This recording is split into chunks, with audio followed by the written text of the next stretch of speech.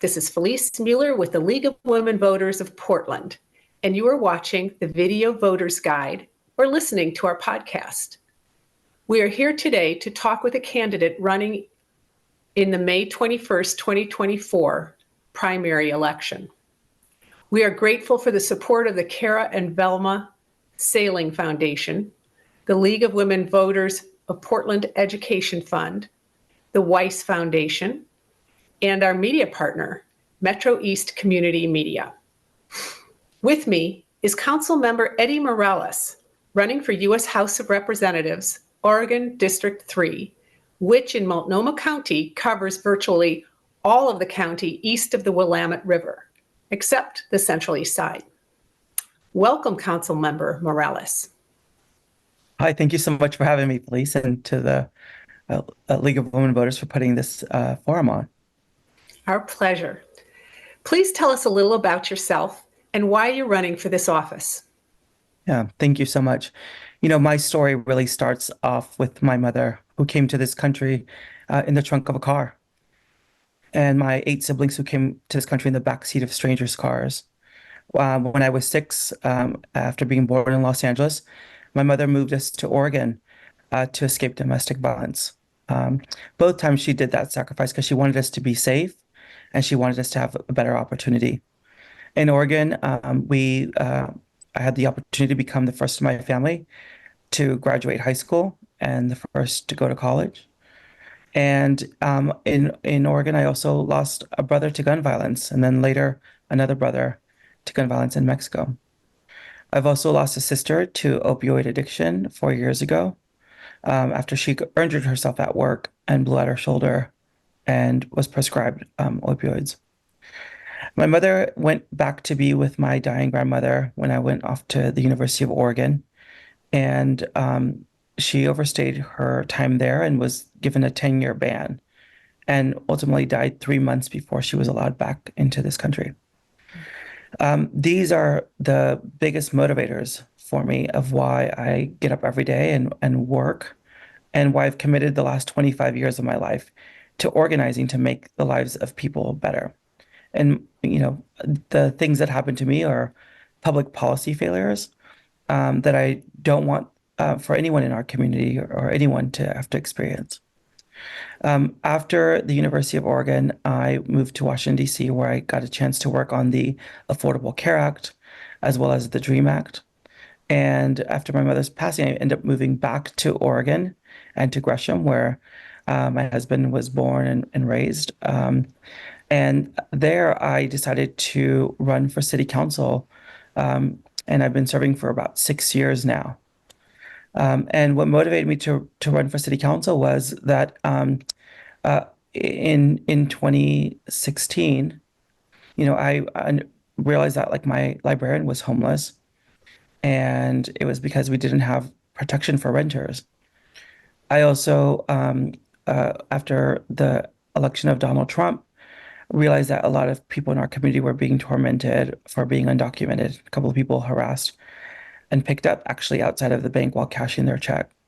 That led me to run for city council and to start organizing my community. And on the council, I've really done a lot to increase affordable housing. And I've created multi-generational housing and housing that was created for and by people with disabilities. I've also done quite a bit to reduce violence and gun violence in our community by tackling the problem upstream and doing preventative and opportunity work with our communities. And we've seen gun violence decrease. When this position came open, my community asked that I run for this position in Congress, because what I've been doing nationally, what I've done in East County, is something that would benefit all of the district, all of Oregon, and all of the country. And so I'm really proud for this opportunity to serve and continue serving after 25 years of this deep organizing work. You are listening to the Video Voter Guide interview and podcast of Eddy Morales, who is running for U.S. House of Representatives, Oregon District 3. Eddy, what changes, if any, would you support in Congress to address the issue of climate change? Yeah, you know, a few years ago, the hottest place on this planet was here on the east side of this district in the city of Gresham.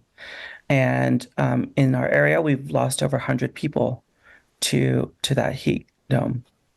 A couple months ago, we also had the winter storms, and a lot of people in our community were left without power, and we also had deaths because of it. I've been working here in Gresham and Eastside to expand our tree canopy, as well as to figure out ways that we can move homes to heat pumps that from gas burning or wood burning stoves and furnaces, all with the fact of trying to make sure that our communities are safe and that we're also mitigating the impact on climate change. I think, when I think of climate change and what we can do federally and the Green New Deal, I think of this as an opportunity to hit reset on structures and systems in our country that can help address equity issues for women, for people of color, by providing good paying opportunities and jobs while also mitigating the impact of climate change on these communities. And also to center workers and unions. As we're moving to this new economy, I think there's an opportunity to create good paying jobs and to help workers transition into this new economy. And for me, I think the idea of centering frontline communities, centering workers, is really, really going to be important as we move to clean and renewable energy. I also think that this is a great opportunity for us to update our electric grid, and to make infrastructure improvements that will benefit everyone in our community.